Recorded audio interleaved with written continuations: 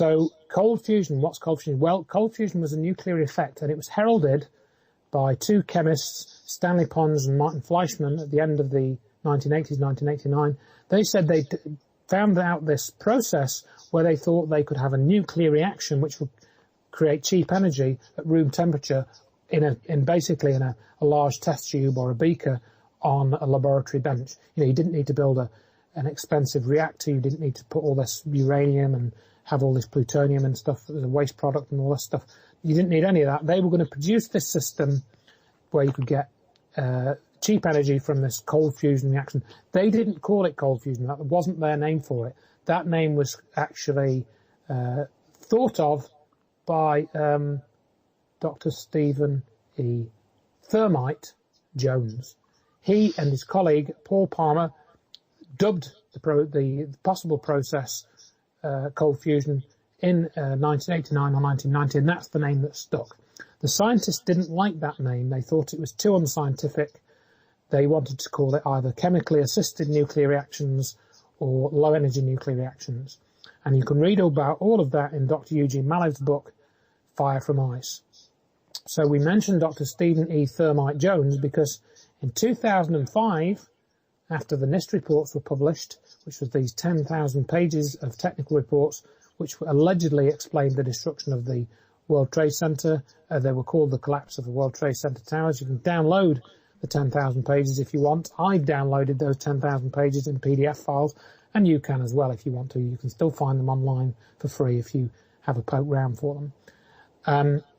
They were published, I think, in August 2005. Stephen E. Jones came out in September 2005 or August 2005 saying, I think thermite was used to destroy the towers. So why is it that we've got this guy who just so happens to be a former researcher into cold fusion, or low energy nuclear reactions as it should be called? He did some experiments in something called muon catalyzed cold fusion, and he wrote papers about this as early as, I think, 1985. So yes, he was working on cold fusion at the same time as Pons and Fleischmann, not before, not necessarily before. Some people have written to me and claimed that Jones was working on cold fusion before Pons and Fleischmann. No, not true, because Pons and Fleischmann had been working for 5 years before they actually published anything or tried to publish anything. Now, Stephen Jones came out, he announced cold fusion and killed any chance of a patent for the process for Pons and Fleischmann. Correct. Yeah, that was kill your own, anything that's been disclosed before patenting is not unpatentable. So by him coming out, he kills their. Allegedly, yeah, that was the way it unfolded. That he came out with his research, and he was apparently talking to them, and he backed them into a corner. I mean, again, some of this is covered in Malov's book. We don't have time to go into the details. But I've written an article because I know that this is important, not only for the reasons that we've gone through, because they had to cover up the connection to energy, and they needed somebody. This is my conjecture, obviously, but I think you'll see that it's pretty well reasoned conjecture. They needed somebody who knew about energy effects so that they knew what to cover up. And Jones was their man. Jones was their man because he knew that these energy effects created certain side effects, and that's what needed to be covered up. And Jones was involved with that, I think.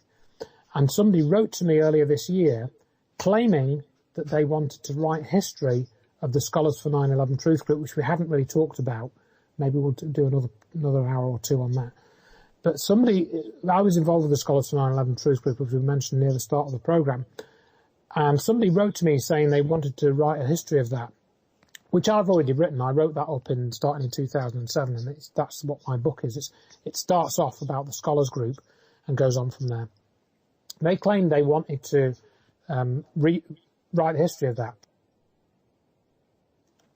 But when I actually probed them on this, and I've written a whole article about this and documented all the evidence of what they sent me in their emails and whatnot, it appears that this woman who wrote to me, a lady called Caroline Leach, was wanting to try and massage the story of Stephen E. Jones' connection to cold fusion and what I have posted about that, some of which I've said in brief here.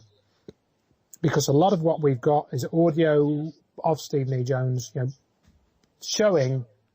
proving what he said about cold fusion, what he said about Pons and Fleischmann, and he's basically lying about them. You know, if you're not careful, he gets away with it. You know, you won't think he's lying, but he's basically lying about cold fusion. He's lying about Dr. Judy Wood's research, and he's lying about thermite on 9/11. And I've written all this up in probably 2 or 3 different articles actually. And again, you want links, write to me, and I'll send you the links. So we immediately have a connection to energy, not only from the evidence with, you know, Hurricane Erin and the electrostatic field, the Earth's magnetic field, John Hutchison, which we haven't even fully gone through, but also with Stephen E. Jones. He had directly connected. We didn't even talk about the jumpers and their strange behaviour. No. But just to mention before we finish, Jones proudly proclaims that he did consultancy work for the US Department of Energy. You know, so what does that tell you?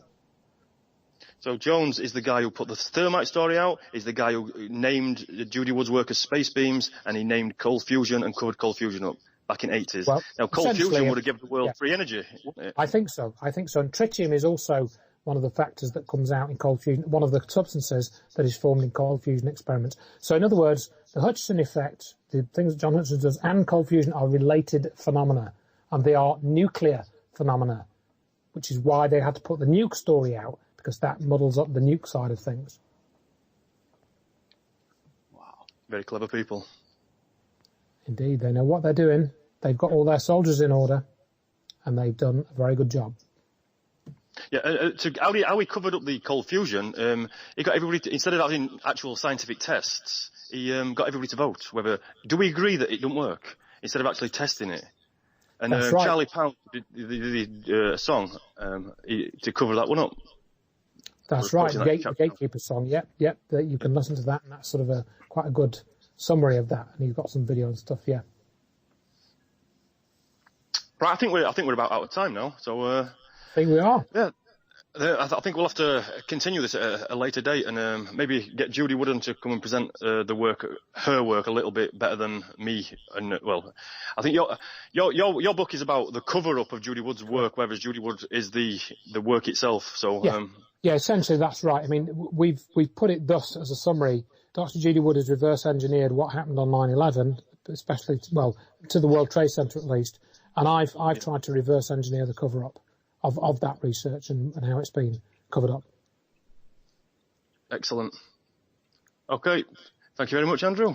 I'll speak to you again.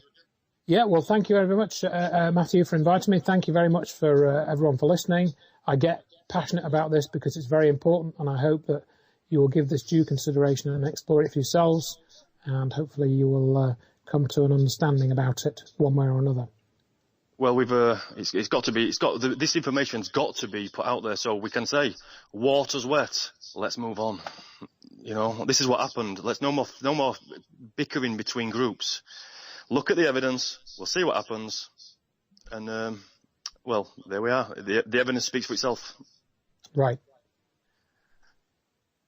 Okay, you'll be listening to Red Pill Raw Truth on the Shake and Wake Radio Network. Thank you very much.